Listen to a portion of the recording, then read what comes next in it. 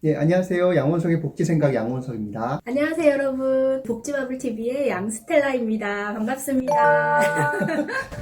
우리 이제 수능 예. 끝났잖아요. 공부하는 사회복지 후배들이 있어요. 예. 다른 거는 뭐 이렇게 다 이렇게 공부하고 학교에서 또 가서 배우면 되는데 면접 준비는 어떻게 해요? 이런 거 많이 물어보더라고요. 그래서 이제 예. 제가 선생님 만나러 간다고 하니까 우리 동료들이 하는 말이 종사자들 이직할 때 예. 면접 준비 어떻게 예. 하는지도 물어봐 달라 그러더라고요.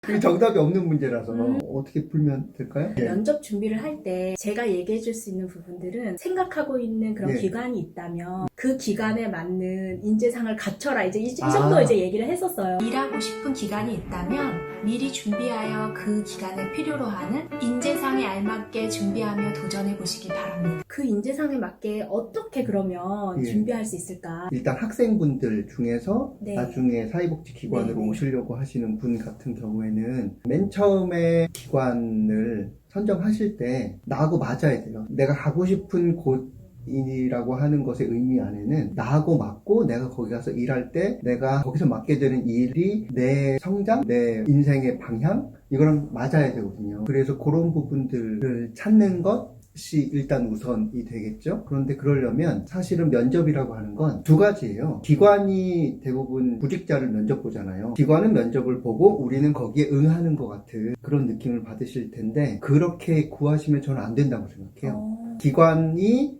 구직자를 면접 보기도 하지만 구직자가 내가 갈 곳인지 아닌지 기관을 면접 보는 곳이라고 생각해요. 그렇게 가야 돼요. 그래야 매달리지 않아요. 저를 뽑아주세요 라고 하면서 거짓말로 척하지 않게 되고 척해서 만약에 취업되잖아요. 예. 그러면 그 기관에서 계속 그걸 기대할 거 아니에요. 요구하고 척했던 모습을. 그런데 나는 짧은 시간에는 척할 수 있지만 일상을 살면서 척하기 어렵거든요. 그러면 어느 순간 내 본성적인 나의 특성적인 개성적인 게 나오는데 그때 가서 기관이랑 안 맞는다는 게 서로 발견되기 시작하면 같이 하고 싶은 마음보다 헤어지고 싶은 마음이 훨씬 더 커져서 네. 서로 불행해질 수 있거든요. 네. 그래서 양쪽이 다 면접 본다고 생각해야 되는 거고 근데 그냥 놔두면은 기관은 오히려 우위에 있기 때문에 자연스럽게 면접 보는 쪽이다라고 생각하시겠지만 구직하시는 면접하시는 분들도 내가 기관을 선택하는 것이다 라고 하는 마음으로 가는 게 1단계라고 생각해요. 그래요.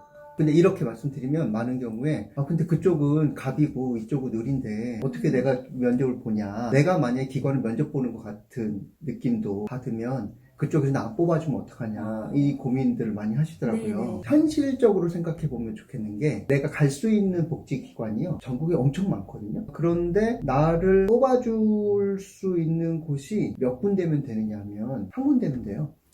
네.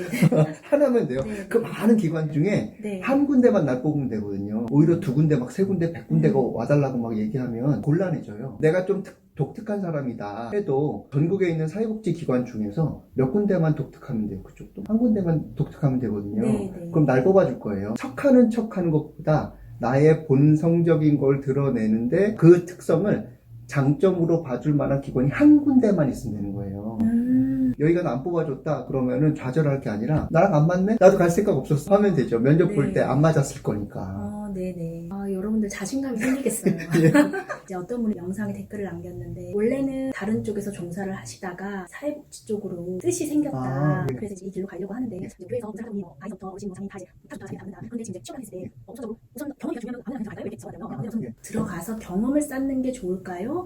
이렇게 물어보더라고요. 현실적인 조건들이 조금 있어서 연령이 어떻게 되시느냐에 따라서 다르게 설명드릴 것 같아요. 한국 사회의 문제라고 할 수도 있지만 팀장보다 팀원이 나이가 더 많으면 네. 부담스러워요. 기관에서 연령이 좀 많으셔서 늦게 공부하셔서 사회복지 하셔서 현장에 가시겠다 하실 때는 좋은 것을 고르기에는 이 기관의 수가 너무 현저하게 줄어들어요. 모집단 자체가. 계속 버팅기기보다는 경험을 쌓으시면서 현장의 끈을 만들어내고 그러면서 조금씩 옮겨가시는 것도 저는 현실적 방안이라고 생각하고요. 네네. 그런데 학교 졸업하시고 바로 취업하시는 정도의 분이시다 네. 라고 하면 아무 데나 가지 마시고 좋은 곳에 가셔야 돼요. 좋은 곳에 가셔서 제대로 된 방식의 사회복지 배우고 네. 그리고 좋은 조직을 경험하셔야 네. 그래야지 본인의 성장이 빠르고 자기의 성장도 빠르면서 당사자도 돕고 지역사회도 도우면서 그것이 자기 경력이 되면서 조금 더 선택이 가능해진다고 생각해요. 그러면 여기서 딱 궁금한 게 나오네요. 좋은 기간을 예. 어떻게 예. 알아볼 수 있을까요?